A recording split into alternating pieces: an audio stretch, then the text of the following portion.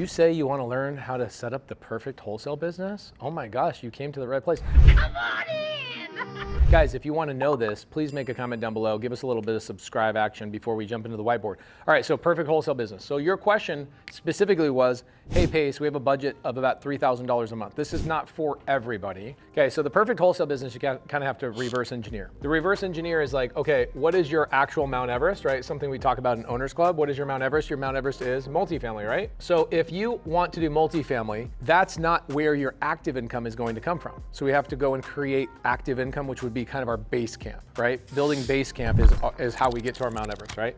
So we've got to climb and get to base camp, which is your wholesale business. And I want to build this and help you craft like the perfect wholesale business. Let's start with area first. So when I do the ABCs of wholesale, A is always what area are you going to build that business in? You want a business that is in a growing market. People are moving into it. That means flips are going, development's going on, job, opportunity, money, etc., which also means a lot of competition, okay? A lot of competition is what most people would be afraid of going, oh my gosh, Phoenix, Arizona, which is where we currently are, is hyper competitive. I don't want to go to Phoenix, Arizona because there's so much competition. But the reality is about 30% of your business should rely on your competition, and I'll get to that part again in 6 minutes, okay? So a big part of your business, 30%, I will fill in the blank here in just a second. You've got about another 30% of your business, and then you have 40% of your business here, okay? We'll talk about this perfect blend of your business. So your question is, what area should we focus on? You want to focus on an area that has growth, good landlord laws. Well, Pace, I'm wholesaling. Why do I care about landlord laws? More people are buying rentals and fix and flips in better landlord laws, areas. Also, if I'm building in Phoenix, Arizona, let's say a wholesale business, am I only doing wholesale, or am I maybe building agent relationships along the way? Am I building title relationships along the way? Am I building lender relationships along the way? Contractor relationships along the way? Maybe am I building a reputation along the way? Am I maybe building credibility? Am I maybe building a brand locally that people know who I am because I'm doing deals in that local market? Those are all things I'm simultaneously doing while I'm building a wholesale business, right? So would it make sense for me to go and say, I'm gonna wholesale in Los Angeles, California, where I do not plan on ever owning multifamily properties because of landlord laws? Would it make sense for me to go and build that business in LA, California, build relationships with agents, title, lenders, and all of this stuff, contractors, build a reputation, build my credibility and my brand in one local area in Los Angeles, and go, but I plan on building my portfolio in North Carolina? That does not make sense. Because can we make an argument that your multifamily business that you plan on building, and that's your forever money, which is your Mount Everest, as we talk about in Owners Club, can we agree that this is going to need agents, relationship with title reps? Is it going to need lenders? Is it going to need credibility, contractors, reputation, and a brand? So why would you build that in a different state? Why would you build that in a different market? So typically what I do is we talk about this all the time, reverse engineer for your Mount Everest. So your 5-year goal is typically your Mount Everest. That's where I want to go. Reverse engineer. Where do you want to hold properties? Arizona is an amazing place to hold properties, so I think that's a good place for you guys to go. Does it mean you can't own properties in other places? No, it definitely does not mean that at all, but you're already building relationships here, so why not build them in the appropriate place? You can always expand once you guys get your footing really strong. You get an office, you get a building, you start raising capital for your fund. You don't have a fund yet, but at some point you will have a fund, okay? That all happens as you're climbing up this, right? So we got A taken care of, okay? B is blasting, okay? I'm gonna blast out offers, I'm gonna blast out contracts, I'm out there doing the active activity all day long. I'm blasting out LOIs, I'm blasting out offers, I'm blasting out cold calls, I'm blasting out, let's say, PPC ads, PPL ads. I'm doing everything in the book to get business to come to me, right? Cool, so what is my blasting mechanism is this. This is the blend. Your blend should look like this. Every perfect wholesale business looks exactly like this. Now, am I talking about the new people? No, I'm talking to people who already know what deals look like. You've done cash deals, you've done creative deals, you've sold deals, you know how to talk to sellers, you know how to do paperwork. This is a perfect blend for you. If I'm a newbie, I do not do this. This is the one thing I cross out. If I'm new and I have no money, I cross this one out. Make sense? Your perfect business should be amount of deals you're trying to do every single month. Do you guys know what your amount of deals every single month you're trying to shoot for? That's a problem if you at least 10. At least 10 is not a number, right, Jared? Okay, I want to know 10. I want to know my number. If you don't know your goal, are you going to get there? No. So you guys as a partnership need to dial that in. 10. Love that. Okay, can I be a part of this partnership since I helped you guys figure that out? Sure. Say, no, we got to vet you. Vet all your partners, right, Shinyi? Okay, so you want 10 deals in a month. Okay, now you're gonna divide these 10 deals into these categories or where these deals are gonna come from. You should only be getting 4 of these deals from this, 3 of these deals from this, and 3 of these deals from this. So you come to me and go, Pace, we have $3,000 a month, and we do $3,000 a month. That's a really small budget. So we're going to go out and spread our leads all over the country. Okay, that's a really bad business. I'll tell you who does this really poorly. I don't want to say their name. And what they do is they go, let me show you how to close 50 deals in 50 days. And what they're doing is they're taking random PPL leads from all over the country where they don't actually want to build a business. If I'm going all over the country, am I not also simultaneously doing this? This is the thing that nobody taught me when I was a wholesaler, of like, all of these things compounded into me building a portfolio and doing everything I do today. If I chose freaking a random market, I would have built random relationships with random people in a random market I did not want to own property in. This is why I have a portfolio, is because Arizona was my market. It's an amazing place to own property. So your thought is, well, I need more deals. That means I need to spread this $3,000 all over the country. No, it doesn't. What it means is you should take $2,000 of this and you should hyper focus it on Arizona only. But Pace, that's only about, let's say, that's probably about 8 leads per month that I'm getting, because those leads are more expensive. If I go all over the country, I could probably get 40 leads for that 2,000. If I go here local in Phoenix, Arizona, which is competitive. If it's competitive, Jared, what does that mean? That means there's active buyers, right? Are active buyers maybe people that you could JV and buy deals from? Interesting, okay. So do you want to be in a competitive market or not a competitive market? Yes, you do. Is Jamil Damji my competitor or is he my partner? Jamil and I do not partner on one thing. We don't have one business and no active income whatsoever with each other. We are competitors through and through. We compete in every single thing, and I make a lot of money with Jamil Damji. Why? Because when he has a deal that my buyers need, I take his deal and I sell his deal. That's my competition. I want competition, do I not? So this is 30% of your business, my friends, should come from your competition. You should be doing 3 JV deals every single month that cost you no money. Did I just open up your eyes? So when you're dividing out your 10 deals, you're not trying to get 10 deals. Why? So I would focus on the area that you want to build a reputation, relationships, resources, and skills in that area. I want you to know all the cross streets. Okay, you already know the cross streets. So why would I go want to learn in Bismarck, North Dakota, where I now have to relearn how to comp, relearn how all the lending laws and all the other things? I don't want to do that. I want to be hyper focused on one market. Arizona is my spot. Maricopa County. Maricopa and Pinal counties are 2 awesome spots. I'd stay away from Tucson. I'd stay away from Flagstaff. Pinal and Maricopa County only. There's enough deals here that you guys, 2 families get foreclosed on in Phoenix, Arizona every day. That is way down from 6 years ago before the Subto community existed. It was like 8 families a day. Our community saves like 5-6 people from foreclosure every day. There's still 2 families that get foreclosed on average every day, 2 to 3. That means 60 families are losing their houses to foreclosure. Are we doing our job? No, we still got work to do, right? So even with all the competition and all the people here in town, there's still tremendous amount of opportunity. Okay. All right. So 30% of my business needs to come from my competition. But Pace, when do I spend my time on this? I only have a limited amount of time. I don't know.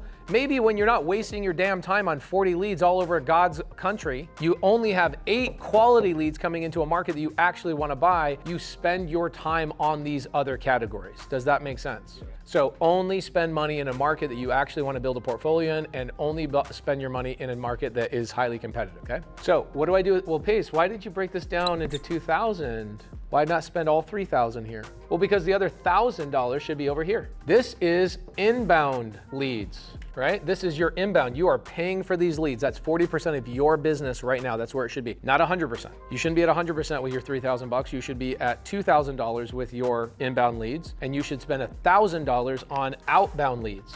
I'll give you a couple of good examples here. I'm in Korea. I'm a missionary. If I'm a missionary and all I did was sit next to my phone and wait for it to ring, am I gonna baptize people? Okay, then I can't baptize people that way. That's my job. I can't sit next to my phone all day long and go, well, we didn't get a lead today. Can you imagine your business if you didn't have PPL leads? Right now, that's where you're at. You're like, our pipeline's dead.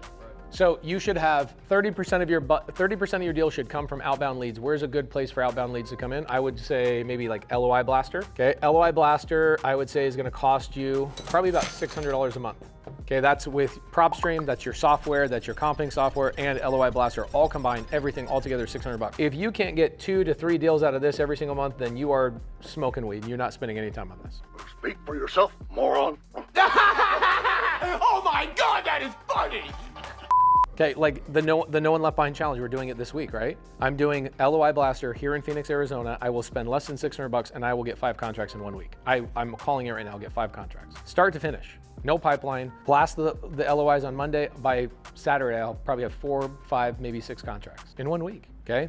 Why do I do that? Is because I don't want to wait and depend on PPL leads. Okay, because highly manipulative, these companies, they're a dime a dozen. You'll have Lead Zillow today, property leads another day. You'll have Lead Geeks, yeah, iSpeed to lead. You'll have another, they're a dime a dozen, and they're all competing with each other. And what happens all the time, you've done PPL leads, right? Yeah. How many times have you guys tried different companies?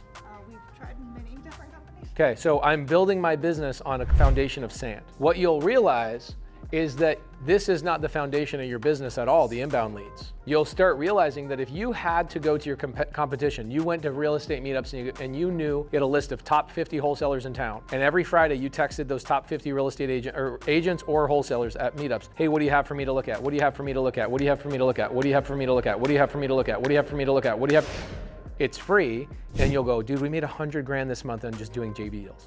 And that should be the foundation. Right now, your foundation is somebody else's business that there's more of these companies you can even remember. Their job is to market to you and come up with a new company. You know what's so funny about these companies like not Lead Zillow, but other companies? They build the thing, they make these big promises, they bring in a flush of people that want to try out the new company, the new hot thing. It doesn't work out, so their reputation goes down the drain. So what do? The same companies, the same owners go and start a new company with a new branding and a new skin. That is inbound PPL leads, all summed up into one thing. Most of those companies just reskin every 6 to 18 months, and that's why there's so many options. Crazy, huh? Your outbound leads are relying on you. Now, this is a challenge because now this requires you to do work. And this is a challenge because this requires you to do work as well. But the way I would build my business is I would say, we're doing 10 deals. We're limiting how many deals we're doing. On inbound is 4 a month. This is challenging because now you're gonna look at these 8 leads and you're gonna go, I have to close every other appointment into a contract. That's a lot of responsibility. Woo! Right, that's a big responsibility. So here's how I would change it, okay? Here's what I would change it up. I would say, out of these 8 leads, I wanna do, this is how we make our lives a little bit easier. I wanna do 20% of my contracts here. That means I only have to close 2.5 contracts out of 8. That's completely doable. I then look at this, I go, man, I gotta do 40% here and 40% here. And now I look at that, I go, that is so doable for a new person that's building my business, is that you don't need to rely on these leads. These are nice. You get a little injection. As these leads come in, here's how I look at this, okay? The money that comes from these, I pay myself. The money that comes from my inbound leads, I put in a different bank account. And what I do is when that money comes into this bank account, I take 50% of it and I then reinvest it back into the marketing. That is the only time I reinvest into my marketing, is I take 50% of my closed inbound leads. I take 50% of that, and that's the only time I'm allowed to spend more money. If I'm sitting here going, I don't have enough deal flow, you should never look at this as the reason why you have no deal flow. You should always look at these are your problems. Your foundation should be your reputation, right here. This is your reputation, right, Jared? Do you want your foundation of your business to be relied on Lead Zillow, who's gonna change their company name in 8 months and come up with a different company name? As an integrator, the answer has to be absolutely not. I can't allow that to be the case. You have to go, hey, visionary, you need to spend 40% of your time getting contracts from outside sources that are inside our local market. How many wholesalers are active in Phoenix, Arizona? Do you know? It's a little over 3,000 people. So 3,000 wholesalers. Do you think you can maybe get 3 or 4 contracts out of 3,000 wholesalers in a month? 100%. Okay, Chris Hyman, who you don't even know who he is. Do you know who Chris Hyman is? You don't know who he is. He does 40 wholesale deals a month, sits on his couch and on his yacht in the Bahamas in Arizona. He does deals just from his cell phone. You don't even know who he is. He doesn't even have a YouTube channel. Spencer Caldwell. Do you know Spencer Caldwell? Does 10 wholesale deals a day here, locally. I'm telling you, there's so many people here you don't know. So your job would be, let me come up with a list of all the wholesalers and build that business. That's my foundation. And it's the same thing if I'm a newbie, right? I told the newbies that are watching this YouTube video right now, I'm gonna go build this business. Spending money on leads and wholesale will kill your entire momentum. And if this is your foundation, not your cherry on top, this is your sundae, this is your cherry on top. When you make this your sundae, the whole thing melts and you're sitting there going, man, we gotta get back into the game. If you make this your foundation, you can't help but stay in the game because people are calling you. What's the difference between an outbound lead and an inbound lead? Inbound lead is a seller that saw an ad, a PPL, pay per lead, an ad on Facebook that says, we'll buy your house cash. They then call you, which is inbound. And the intention is, I want to sell my house, I saw your ad. That's inbound. This is why people get really lazy in the wholesale business, is because they go, I just want inbound leads. I did nothing but inbound lead for 4 years when I first started. 20 grand a month is what I was spending. My average lead was $1,000 a lead, and I was making $500,000 a year. I was a great closer because I had to be. Then when I wanted to transition out of this, I was like, man, the only way for me to make more money is spend more money. I was like, this sucks. And then I had a mentor, his name is John. John taught me this. He said, your foundation is not your reputation. Your foundation is if you don't spend money, you don't have leads. I'm now at a point where I don't spend money for leads. I just buy deals all day long because I have a reputation. Same thing with Zach Keeps and other people in town. This should be your foundation. And by the way, this doesn't take 3 months to build up. This takes 3 days. That's it. So inside this building, Jamil owns half the building. I own the other half. The other one half of the building Jamil owns is Keekly. What does Keekly do here?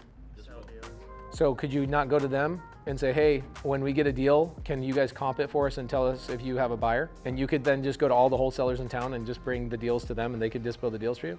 Your resource is literally on the other side of that wall. And then for the inbound, the goal would eventually be to take control of that and do PPC. Yep, you would do your own. You'd generate your own lead flow, yeah. Pay per lead, Paul. Pay per lead means I'm paying a company to do my ads. Pay per click means I'm doing my own ads myself, PPC. So I can have control, their PPL also what they're doing is they're selling the same lead to 3 different people and they go, we only sell the lead to one person. Okay, think about how easy this could be. I go generate PPC leads, okay? I go generate ads as a company and I create an ad that I showed you guys how to do ads today. That ad generates a motivated homeowner that wants to sell the house. And I take that lead and I send it out to one client if my name is Lead Zolo. One client. I go, hey, Jared, I'm selling you guys one lead, pay per lead. I did pay per click, so I could then sell you pay per lead, right? Okay. How easy is it for Lead Zolo to have 2 different company names and take that same lead and sell it to 2 other companies? Way too easy. And so that's what typically happens. So you'll go and you'll show up to the house and there's like 18 people at the house. You're like, what the freak? I just got this lead 4 minutes ago. So the pay-per-lead world is a poisonous world where it seems like there are all these honest people. There's a couple of honest operators. There's somebody who's gonna be like, I hate Pace Morby. He talks crap. The big operators go away from buying leads and they go to creating their own ads and creating their own leads to pay-per-click. They control that lead, that they know when that homeowner calls them, it was the ad they created. That's the difference between pay-per-lead and pay-per-click. It's learning a skill of generating ads, okay?